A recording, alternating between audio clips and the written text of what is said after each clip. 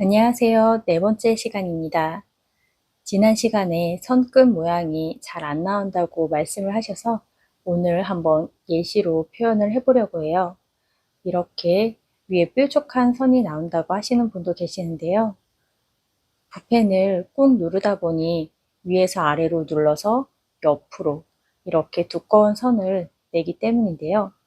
위에서 아래로 누르면 뾰족한 선이 나오고 또 옆으로 가면 직각의 선이 나오기 때문에 선끝 표현이 이렇게 표현되기도 합니다. 처음 기초 선 연습 기억나시나요? 두꺼운 선 연습을 할 때 붓펜을 꾹 눌러서 붓펜이 가는 방향 쪽으로 살짝 기울여서 눌러주면 선끝이 둥글거나 뾰족하게 표현이 되고요. 그리고 붓펜을 꾹 눌러서 내 몸 쪽으로 기울여서 선을 그어주면 이렇게 직각의 선이 표현이 됩니다. 그래서 이런 선 표현이 나왔던 거고요. 기초가 중요하니까 선끝 표현이 잘 안 된다고 느껴지시면 선 연습부터 다시 한번 차근히 시작을 해보세요. 같이 한번 연습해 볼까요? 이렇게 붓을 가는 방향 쪽으로 분모가 눕혀 있어야지 손끝이 뾰족하거나 둥글게 표현이 됩니다. 그리고 기억을 할 때 꺾기 전에 붓을 세워서 얇게 표현을 해줍니다. 다시 한번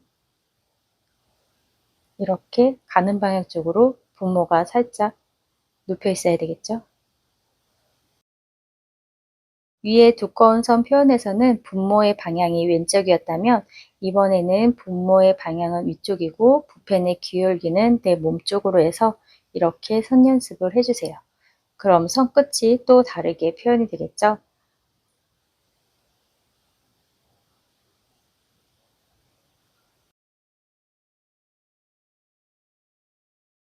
그리고 붓펜을 잡을 때 연필처럼 편하게 잡아야 할지 아니면 붓처럼 수직으로 세워서 잡아야 할지 많이 궁금해 하시는데요.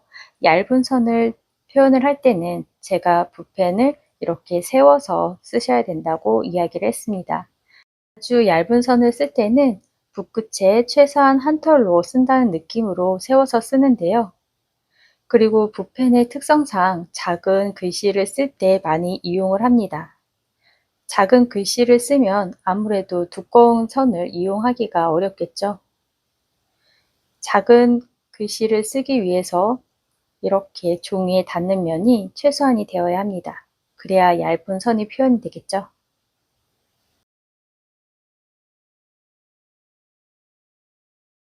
그리고 위에 선처럼 두꺼운 선 표현을 할 때는 아무래도 글자 자체가 커지겠죠.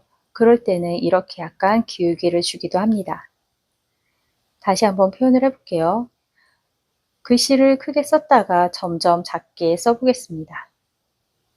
작게 쓰다 보면 선의 강약도 이 강한 부분이 점점 얇아질 수밖에 없는데요. 그러면 붓펜을 세워서 쓰더라도 이 두께가 조정이 됩니다. 지금 점점 선이 얇아질수록 붓을 세우는데요.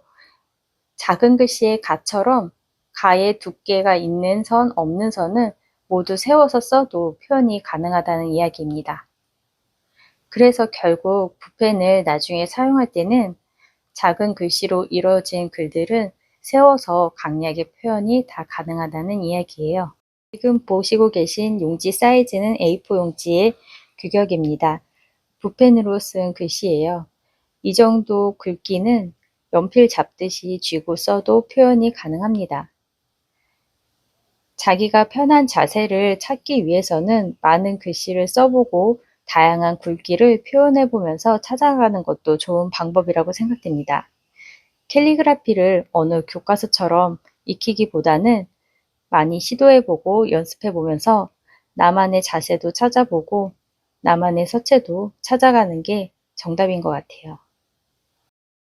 그럼 기존 POP 서체의 곡선체에서 약간 변형을 해서 글씨를 한번 써볼까요? 자음과 모음의 길이 변화에 어떻게 느낌이 달라지는지 한번 표현을 해볼게요. 처음 배웠던 서체는 옆으로 갈수록 좁아지고 아래로 갈수록 좁아지는 이런 형태의 글씨를 익혔어요. 사람의 비율로 비유한다면 어린아이는 머리가 크고 팔다리가 짧은 형태, 가분수 형태의 비율이 귀여워 보이죠? 기존 서체가 그랬다면 또 비율을 바꿔서 이렇게 몸통이 긴 직사각형의 서체로 바꿔준다면 또 같은 글자도 느낌이 달라집니다. 예를 들어 각설탕이라는 단어를 표현해 볼게요. 기존의 서체로 이렇게 썼다면 각, 설, 옆으로 좁아지고 받침도 작은 탕, POP의 둥근 서체입니다. 이 느낌을 너무 귀여운 느낌보다는 약간 비율을 달리해 줄게요. 비율을 살짝만 바꿔줘도 느낌이 다른데요. 살짝 바꿔줬기 때문에 큰 차이는 느껴지지 않을 수도 있어요. 그렇지만 전체적으로 단어로 봤을 때 또 느낌이 달라지죠? 봄나들이라는 글자를 써볼게요. 확연히 POP 형태의 느낌이 많이 나는데요. 이거를 비율을 조금 다르게 해서 받침을 너무 작지 않고 비슷하게 표현을 해볼게요. 그리고 가로의 길이도 세로의 길이도 변화를 조금씩 주고 있습니다. 그리고 가장 많은 변화를 주는 게 리을인데요. 리을에는 처음에 이런 리을이 있었다면 점점 변형을 해가면서 특히 받침의 리을이 많이 변형이 돼요. 리을을 다양하게 변형을 해서 표현을 해보도록 하겠습니다. 지난 시간에 배웠던 서체와 약간의 다른 느낌을 한번 체감해 보시면서 단어 연습을 시작해 보도록 하겠습니다.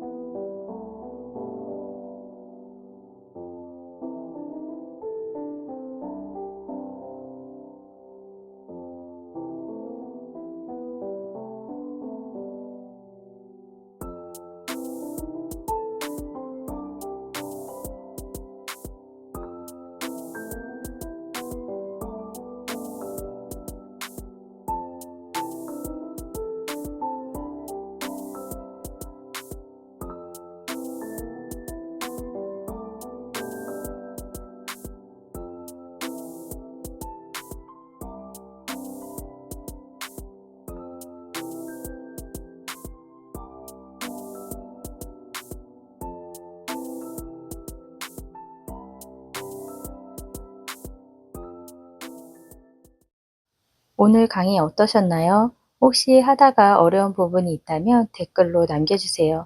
함께 소통해요. 다음 주에는 POP 서체의 짧은 문장과 함께 이 문장을 또 다른 길이 변화를 이용해서 어떻게 변화를 할지 공부하고 함께 연습해보는 시간을 갖도록 하겠습니다. 그럼 다음 시간에 만나요. 감사합니다.